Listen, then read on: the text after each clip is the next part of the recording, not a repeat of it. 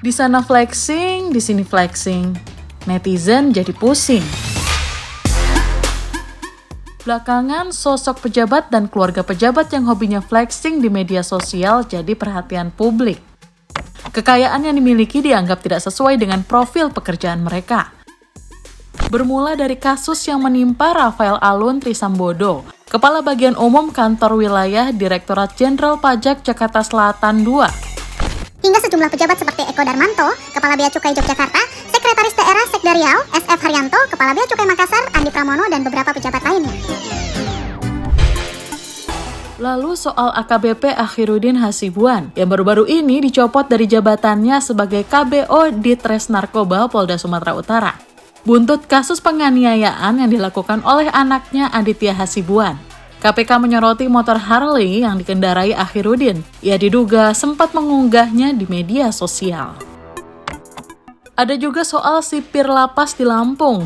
Dawang Delvi yang jadi sorotan karena fotonya dengan moge viral di media sosial. Rumahnya pun disebut-sebut mewah dengan kolam renang.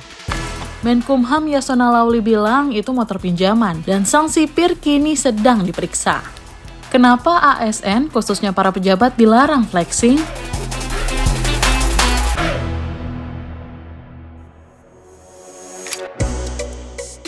Usai kasus pegawai Ditjen Pajak Kemenkyu Rafael Alun Trisambodo jadi sorotan publik, Presiden Joko Widodo melarang pejabat pamer kekayaan di media sosial.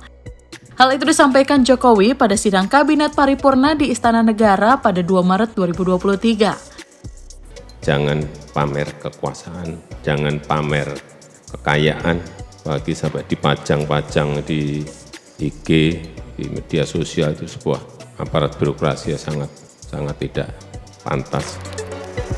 Fenomena pejabat flexing ini semakin marak sejak populernya media sosial. Netizen jadi memperhatikan hingga merinci harga dari barang yang diperlihatkan para pejabat. Walaupun memang sebenarnya kehadiran media sosial memberi celah bagi setiap orang untuk memiliki media pribadi untuk menampilkan segalanya. Flexing para pejabat negara yang akibatnya kemudian membuat mereka jadi perhatian publik ya.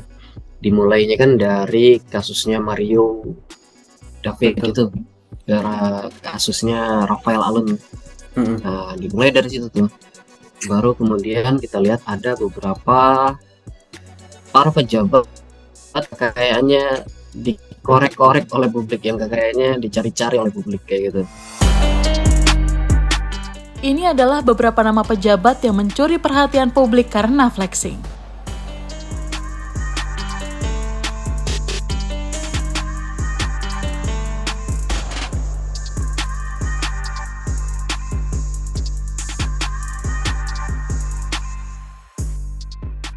Kebanyakan itu masih tinggi di surprise ya, masih tinggi di keterkejutan,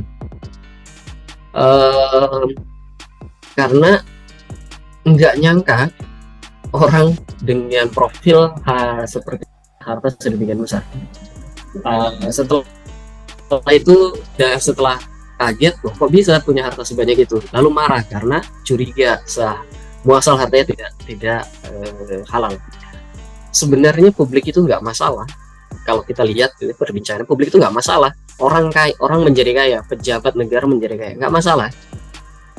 Yang jadi masalah adalah ketika mereka tidak bisa mempertanggungjawabkan sumber kekayaannya. Hartanya asalnya ini halal atau enggak. Ketika itu tidak segera dijawab, jadinya liar dan kemana-mana. Jadinya Menurut akademisi dan praktisi bisnis Profesor Renald Kasali, awalnya istilah flexing dikenal dari dunia marketing sebagai strategi pemasaran, tapi kini flexing adalah istilah yang digunakan untuk pamer kekayaan. Hukum flexing itu mengatakan, hukum korupsi mengatakan para pejabat ini pandai nyimpen duitnya, tetapi tidak pandai pada saat konsumsinya. Jadi kalau udah konsumsi mereka kalap, mereka lupa. Jadi menurut saya kurang tepat kalau kita sebagai atasan atau sebagai pejabat kemudian mengatakan jangan flexing gitu lah. Yang berbahaya kan korupsinya gitu. Nah, flexing itu merupakan cerminan dari katakan 80-90% dari dari cerminan dari tidak adanya integritas, tidak adanya empati sosial, tidak ada keberpihakan kepada publik begitu terhadap jabatannya, kurangnya penjiwaan terhadap profesi yang diemban. Harta yang tidak sesuai dengan profil sering memunculkan dugaan berasal dari sumber kekayaan yang bermasalah. Ini kan dia terima suap atau sertifikasi atau apapun lah itu. Kan pertama di hartanya itu berusaha disamarkan lewat misalnya aset atas nama mertua atau atas nama orang tua. Yang KPK lakukan dari LKPN kan aset-aset ini tidak terdaftar di LKPN. Tapi kita kunjungan lapangan, kita lihat, kita bandingkan dengan arus keuangannya gitu kan. Ini aset-aset ternyata esensinya sebenarnya dibeli oleh yang bersangkutan. Nah berarti ini kan yang tertangkap pertama ada upaya penyamaran harta. Kalau lihat pasal-pasal korupsi yang paling dekat dengan orang-orang yang begini kan, karena kita lihat dari dokumennya, kata paling dekat suap, gratifikasi. Kira-kira yang paling dekat itulah yang paling jelas itu dia terima sesuatu terkait jabatan, melakukan atau tidak melakukan.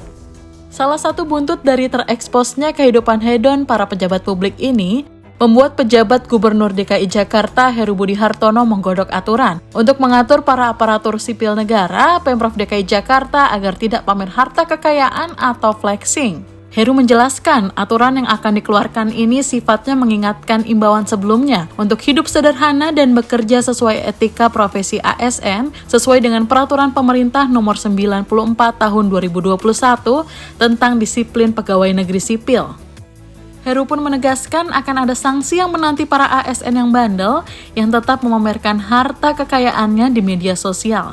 Jenis sanksi bisa berdampak langsung pada pemotongan tunjangan hingga pemberhentian tidak hormat.